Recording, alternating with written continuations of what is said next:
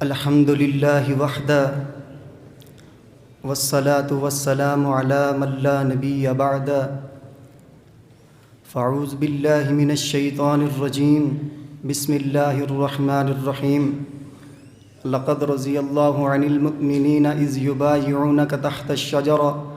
وقال النبی صلی اللہ علیہ وآلہ وسلم اللہم اعز الاسلام بعمر بن الخطاب صدق اللہ العظیم۔ علی بھی جس کا ہو جائے اسے فاروق کہتے ہیں، جو در کعبے کا کھلوائے اسے فاروق کہتے ہیں۔ علی بھی جس کا ہو جائے اسے فاروق کہتے ہیں، جو در کعبے کا کھلوائے اسے فاروق کہتے ہیں۔ حدیث پاک میں نام عمر منقول ہے لوگو، وہ جس کا رعب چھا جائے اسے فاروق کہتے ہیں۔ انتہائی واجب الاحترام اساتذہ اکرام، منصفین اعظام اور میرے سامنے تشریف فرما بہادر نڈر ساتھیوں اور دوستوں، تاریخ عالم میں بہت کم شخصیات ایسی نظر آتی ہیں کہ جن کے اندر اس قدر صلاحیتیں اور خوبیاں ایک ساتھ ہوں کہ ایک طرف تو تاریخ سات فتوحات اور نظام حکومت میں عدل و انصاف اور سیاسی تدبیریں اپنی انتہا پر ہوں، اور دوسری طرف روحانیت، تقوی اور بصیرت بھی اپنے کمال پر ہو۔ تاریخ میں اس حوالے سے امیر المجاہدین، غیظ المنافقین اور جانشین صدیق اکبر حضرت عمر فاروق کا کوئی ثانی نظر نہیں آتا۔ اسلام قبول کرنے کے بعد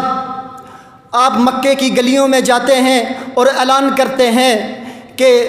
جس نے اپنے بچوں کو یتیم اور بیویوں کو بیوہ کروانا ہو وہ میرے پیچھے آئے۔ آج عمر نے محمد کی غلامی کا دعویٰ کر لیا ہے، آج سے اعلانیہ اذان اور نماز ہوا کرے گی۔ یہ وہ فاروق اعظم ہیں کہ جن کے اس ایمان لانے نے تاریخ اسلام میں ایک نیا دور پیدا کر دیا۔ آپ کے رعب اور دبدبے کی وجہ سے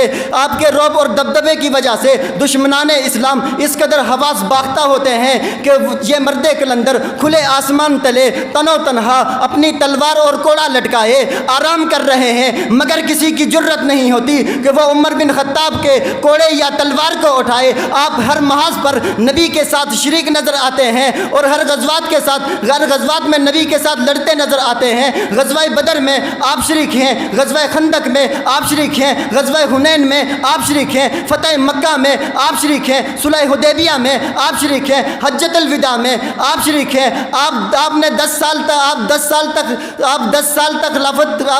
تک خلافت کے منصب پر فائز رہے، اور آپ نے 10 سالہ تاریخ میں بڑی بڑی ریاستوں کو فتح کیا، اور روم اور فارس جیسی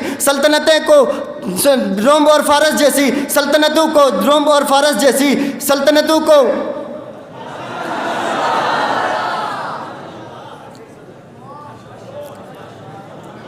پھر جب آپ کا دور حکومت اور سلطنت کا نظام شروع ہوا تو فاروق اعظم ارشاد فرماتے ہیں کہ اگر دریائے فرات کے کنارے ایک کتا بھی پیاسا مر گیا تو عمر بن خطاب سے پوچھا جائے گا، یہ انداز حکمرانی ہے اور یہ سیاسی بصیرت کا پیغام ہے؟ آؤ حکومت کسے کہتے ہیں ذرا نظر دوڑائیے تو آپ کو بیت المال کا شعبہ نظر آئے گا، مکاتب اور مدارس کا قیام نظر آئے گا، اور جہاد کے لیے باقاعدہ گھوڑوں کی تیاری کرنا نظر آئے گا، اور حربی تاجروں کو تجارت کی اجازت دینا نظر آئے گا، اور مردم شماری کی بنیاد نظر آئے گی، اور جیل خانوں کی ترتیب نظر آئے گی، اور آپ کے دور جہاد میں ایران کا فتح ہونا، عراق کا فتح ہونا، مدائن کا فتح ہونا، آرمینیا کا فتح ہونا، جزیرہ کا فتح ہونا اور دیگر علاقوں کا فتح ہونا نظر آئے گا۔ آپ کے انداز حکمرانی کو دیکھ کر ایک غیر مسلم بھی کہتا ہوا نظر آتا ہے کہ اگر فاروق اعظم کو 10 سال خلافت کے اور مل جاتے تو ساری دنیا سے کفر کا نظام مٹ جاتا. وما علینا الا البلاغ المبین.